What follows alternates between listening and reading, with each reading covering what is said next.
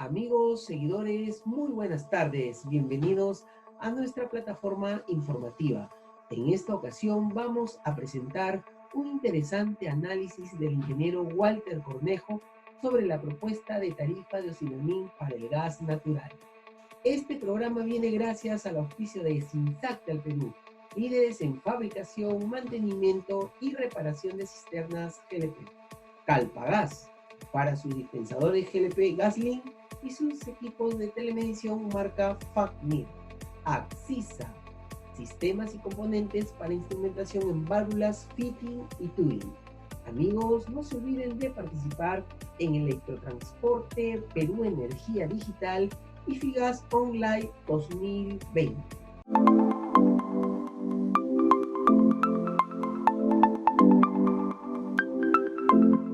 Hola a todos, les saluda Walter Cornejo, una vez más para referirnos al gas natural y en este caso a una propuesta que ha hecho Osimermin, una propuesta tarifaria que creo que es muy importante que todos podamos analizar de manera conjunta. Mientras tenemos acá a los usuarios de GNB que se empiezan a fugar al GLP, ¿no? Y la DGH, la Dirección General de Hidrocarburos, trata de atraerlos con el bonogas para las conversiones, las estaciones reducen sus márgenes, en provincias hacen agua porque mientras el galón equivalente de GLP cuesta 6 soles, el galón equivalente de gas natural está en 7 o más de 7. Y entonces esperábamos pues una respuesta distinta, pero lo que encontramos es como siempre la tendencia alcista de las tarifas de Osimermin. Aquí hemos puesto desde que empezó la concesión en el 2004, ya estamos en el 2020. Las primeras modificaciones sustantivas fueron el año 2008, el 2016 fue una modificación súper importante que vamos a analizar y ahora está la propuesta de Osimermin 2020. Bueno, ¿de qué se trató el año 2008? El año 2008 hubo una crisis de capacidad de transporte. ¿Por qué hubo la crisis? Porque los usuarios no estaban acostumbrados a suscribir contratos de capacidad firme en el tubo. Es decir, todos contrataban ininterrumpible. Ininterrumpible quiere decir, te tomo lo que quiero, lo que uso. Y bueno, al comienzo todo eso estaba bien porque no había, que sobraba ducto. Pero comenzaron a aparecer muchos requerimientos de gas de las generadoras eléctricas y en el año 2008 de pronto el gasoducto no tenía la capacidad. El gasoducto nominalmente debería tener 205 nada más y andaban como en 290 millones de pies cúbicos por día, aunque el Estado peruano pagaba o garantizaba un pago de 380 millones de pies cúbicos por día. Son cosas que hay que tomar en cuenta porque esos contratos siempre deben ser revisados apropiadamente. Bueno, ante esa crisis de capacidad se sacó esta resolución en la cual se dijo, bueno, miren, si se toman en capacidad aquí firme van a tener un valor, pero si se compran en capacidad interrumpible van a tener un recargo de 11%. Entonces, eso también se cargó al concesionario y por lo tanto ahí surgió la primera definición de costo medio de transporte y está bien, ¿no? Tenía sustento. Pero 8 años después, en el año 2016, Osimermin apareció en marzo de ese año con una resolución 054-2016 que nosotros no esperábamos que se involucre en tarifas, porque las tarifas siguen todo un proceso complejo y que dura bastante tiempo, puede durar un año para fijar la tarifa correcta, y en ese proceso ya se había hecho el año 2014, se había fijado una tarifa y se esperaba el siguiente proceso en el año 2018. Pero en el 2016 apareció Osimermin con esta resolución y dijo que había que establecer, dice, las condiciones generales para la prestación del servicio y la aplicación de tarifas al consumidor final. Y lo que dijo es, para el caso de los consumidores regulados, el concesionario facturará el gas comprado al productor o suministrador y los servicios de transporte respectivos. Por supuesto, ustedes, yo les leo, Ustedes dirán, ¿pero qué quiere decir con eso? Lo que quiere decir es que en adelante los usuarios van a pagar el monto de la factura de gas y la de transporte. Es decir, no es aquí lo que dice es que se va a pagar la factura, lo que compra. Y uno dice, sí, pues, como usuario, un usuario lógico, consciente, ¿no? Uno dice, sí, seguro que lo que el distribuidor compra, pues no va a comprar de más, ¿no? Seguro que lo que compra está bien, entonces hay que pagarle la factura, ¿no? Pero no era así. Nos enteramos luego que los concesionarios habían sobrecontratado gas y transporte. Habían contratado take or pay con el productor por 247 millones de pies cúbicos por día cuando la demanda era la mitad. ¿Quién iba a pagar la otra mitad? Que la pagara pues el concesionario si quiere ocurrírsele. Pero no. Lo que apareció en la resolución de Osindermin era que las facturas del suministro con take or pay y la factura de contrato de capacidad firme las tenían que pagar los usuarios, y para eso se inventó el término de precio y de costo medio. Si los usuarios nunca hemos participado en esas negociaciones ni ganamos un sol por ello, ¿por qué los usuarios tenemos que pagar, hacernos cargo de una factura? ¿No? Bueno, nosotros no vamos a responder por qué. Esa respuesta le corresponde a Osindermin, no a nosotros, ¿no? Entonces uno dirá, pero seguro que no hubo mayor variación, ¿no? ¿Cómo que no? Si había una gran diferencia entre la demanda y los compromisos que había suscrito el concesionario. Por eso es que antes de la resolución se pagaba el gas de boca de pozo, que costaba $3 el millón de BTU. Y el transporte, se pagaba el transporte más la porción de interrumpible, que tenía un recargo de 11%, y por lo cual más o menos pagábamos $1 por millón de BTU. Vamos a una primera pausa comercial y continuamos con el ingeniero Walter Cornejo.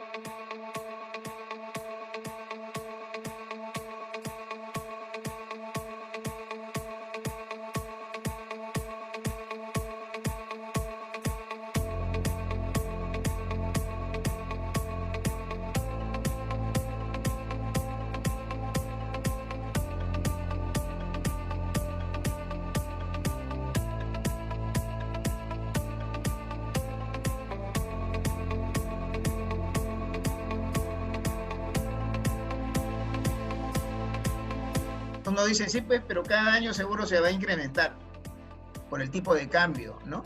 No. Estos precios son en dólares. Este precio que se pagaba de $4 en enero del 2016 cambia a diciembre de ese año y ya estaba en 4.26. Y en diciembre del siguiente año subió a 4.45, luego a 4.68 y el año pasado terminó ya en 4.84. O sea, subió 21% en 4 años en dólares. Es decir, si hoy se pagara al productor lo que él cobra, que es 3.05, y al transportista lo que él cobra equivalente, porque los contratos de capacidad firme son en millones de pies cúbicos y no en millones de BTU, que es 1.12, se estaría pagando 4.17 dólares por millón de BTU. Pero se paga 4.84, o sea, se paga 67 centavos de dólar por millón de BTU de más. Y alguien me dirá, pues es un sencillo, seguro. Bueno, es un sencillo que se traduce este 0.67 en 3 a 3.4 millones de dólares por mes. No es poco dinero.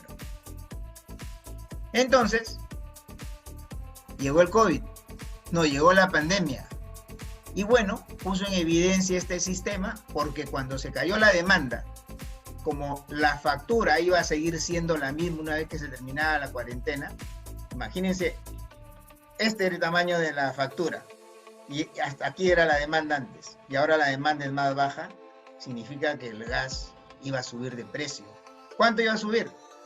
Los estimados para julio daban que subiría en 33%. ¿Alguien iba a pagar eso? ¿Los usuarios iban a quedar quietos en medio de esta pandemia y con este dolor que tenemos de miles de fallecidos? Ocinermin reaccionó. Admitió su error. Dijo de que el sistema tarifario de trasladar las facturas a los usuarios era negativo. Eso lo admitió en la resolución 073-2020, que se dio justo antes que terminara el mes de junio, para que el 1 de julio no vaya a aparecer pues la nueva tarifa recargada. Pero nos propuso que en adelante los usuarios deben pagar el gas de boca de pozo con un recargo y el transporte por gasoducto con un recargo. Y que ese recargo se va a calcular en base a la variación anual de la demanda. Y esa variación anual de la demanda se va a tomar en base al máximo de los 2 últimos años de dicha variación. Entonces, uno dice, ¿será? Pues no. Esto lo hizo mediante esta resolución 92-2020, cuyo plazo para observaciones se amplió hasta el 30 de agosto de este año. El 30 de agosto fue domingo y terminó a las 5 de la tarde. Esta ampliación se dio a través de esta resolución. Así que si alguien no leyó la resolución, si alguien no opinó, por lo menos bajo estos términos ya es tarde. Pero nosotros aquí le estamos tratando de explicar de qué se trata. Bueno, la propuesta de Ocinermin que dice que en el año 2019, bueno, la variación fue de 8,53% y la del 2018 fue 17%. Entonces se tomaría una variación del 17% como margen o como sobrecosto para pagarle al concesionario en el gas y en el transporte. Pero nosotros desde aquí le decimos, ¿por qué? Si cuando el concesionario contrata el gas, no se compromete a pagar el 100%. Su take or pay es de 80% y podría suscribir hasta de menos. Pero digamos, lo que tiene contratado es 80%. Entonces, si tiene 80%, ese 17% de variación de la demanda está dentro del 20%. Entonces, ¿por qué tenemos que pagarle algo? Pero además hay otra cosa que decir. Cuando se contrata el take or pay, si por alguna razón vamos a suponer que el contrato es de 80% el take or pay, y lo que tenemos es que en el mes X se llegó al 70%, no se llegó al 80%. Entonces uno dice, ¿y cuánto tienes que pagar? 80%, paga los 80%. Entonces ya perdí. No, ese 10% queda como un ahorro hacia el futuro. O sea, más adelante se puede recuperar. Esas son las cosas que no nos dicen. Y si se puede recuperar, entonces la flexibilidad es todavía aún mayor. En el caso del transporte, además de los contratos de capacidad firme, se contrata la capacidad interrumpible, de las cuales les estaba hablando hace un rato, que tenía un recargo de 11%. Muy bien. Esa capacidad interrumpible puede ser tomada y además, si no alcanzara con ese gas, podría comprar en el mercado secundario. Entonces, ¿por qué tenemos que pagarle un sobrecosto del gas y del transporte al concesionario? No cabe pagar ninguno. No se requiere pagar ningún sobreprecio como propone Ocinermin. Si el concesionario contrata de más, que vende en el mercado secundario. Y ahora, en este momento, ¿qué necesitamos? Reimpulsar el país. Hay que sacar el país adelante y el gas natural puede ser un elemento motor. Puede ayudar en esta recuperación del país. La DGH está haciendo algunos esfuerzos, nosotros creemos que hay algunos ajustes que hacer, pero un factor clave en cualquier reactivación es el precio. El precio es fundamental. Y lo que esperamos es, pues, precios promotores, precios más bajos. Como digo, a veces nos preguntamos, ¿Qué hacemos? Hablamos con el productor para que baje sus precios, con el transportista, con el concesionario de distribución. Pero aquí tenemos la clave, que no necesitamos que se aplique nada de eso. Miren, en el mundo, el precio del gas ha caído enormemente, está debajo de $2. En el Perú no baja, ya, no bajó, pero tampoco tenemos por qué pagar de más al concesionario de gas natural o a los concesionarios de gas natural, ¿no? Entonces esto no corresponde, no debería pagarse ningún sobrecosto, ni en gas ni en transporte. Pero aquí no se termina el problema, porque también en esta resolución de Ocinermin se da cuenta que hay algunos problemas con las tarifas, porque el concesionario publica las tarifas, o sea, el concesionario, él hace las tarifas, él las publica.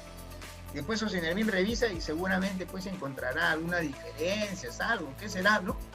¿Qué es lo que encontrará? Pero yo les traigo aquí lo siguiente. Primero, que estas tarifas son en dólares, las tarifas que nos publica el concesionario. ¿Por qué no publica las tarifas en dólares? Miren, dice acá, el gas cuesta 0.13068.984 por el tipo de cambio. Y nos pone por acá un tipo de cambio, y acá nos pone, por si acaso, para el transporte, otro tipo de cambio que se llama TCPT. Entonces yo tomo este valor del tipo de cambio, 3.3958 para el tarifario de marzo, por ejemplo, y en este 3.3958 compruebo que representa las 5 últimas nominaciones publicadas por la Superintendencia de Banca y Seguros. Entonces, ¿es correcto? Es correcto. Pero ¿por qué no me dan el precio en soles? Bueno, ya me dicen, te doy la tasa, pues igual tú te pasas, quieres todo hecho ya. Me pongo a hacer la operación, calculo 0.4438, me da la tarifa en soles del gas. Pero veo mi recibo del mes de marzo y me dice 0.4562, o sea, es más caro. Este en marzo, dice, del 29 de febrero, o sea, el día que terminó, al 31 de marzo. En marzo, bueno. Entonces, me están cobrando 0.0124 soles por metro cúbico. Alguien me dirá, pero Walter, eres bien cargoso, por un centavito te hace problemas. Claro, ¿tú sabes cuánto vende esa estación? ¿Ah? ¿Qué pasa si vende 500.000? Entonces, ya son más de 6.000 soles. Pero si miras todo lo que es toda la demanda de Lima, por ejemplo, solo Lima estamos hablando, ya son 1.7 millones de soles. Ese centavito. Y el mes anterior también hubo una diferencia. Entonces aquí hay algo que no está claro. Porque alguien me dice, no, lo que pasa es que no se evalúa, no se usa ese tipo de cambio, se usa otro tipo de cambio. Porque el concesionario de repente no liquida en ese momento, liquida en un momento posterior. Es decir, alguien me ha tratado de decir que lo que ocurre es que las tarifas no las sé, que van a ir variando, y cuando termine recién el mes de marzo, recién el concesionario va a saber cuánto me tiene que poner de tipo de cambio y cuánto me va a tarifar. Claro, o sea, el 15 de abril me voy a enterar cuánto me cuesta el gas, cuánto me costó el gas en marzo, y en marzo nosotros teníamos que vender ya a los autos el gas natural vehicular. ¿Con qué precio le ponemos? ¿Qué precio asumimos que se compró?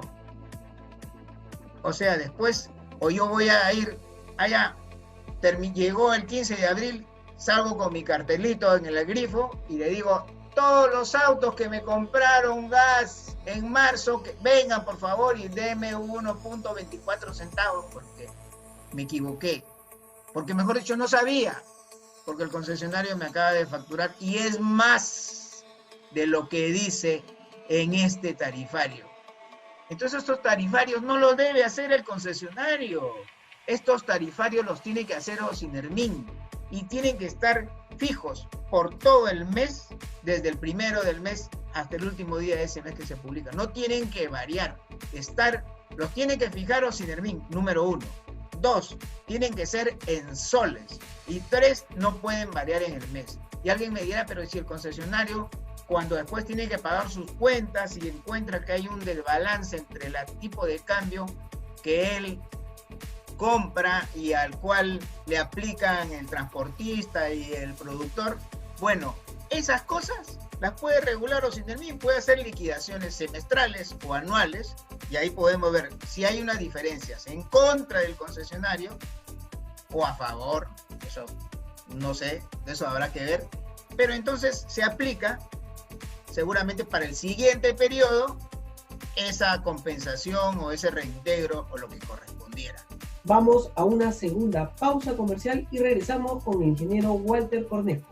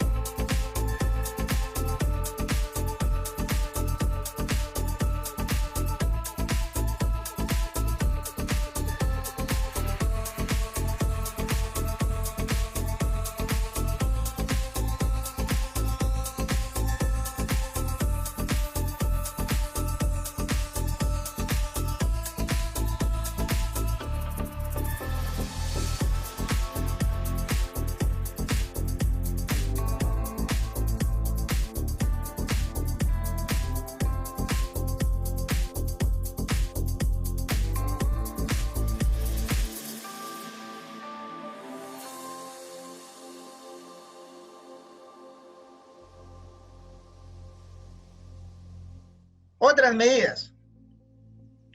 Osintermin y el Ministerio de Energía y Minas tienen que coordinar, pues, porque Osintermin dice que el concesionario debe vender en el mercado secundario.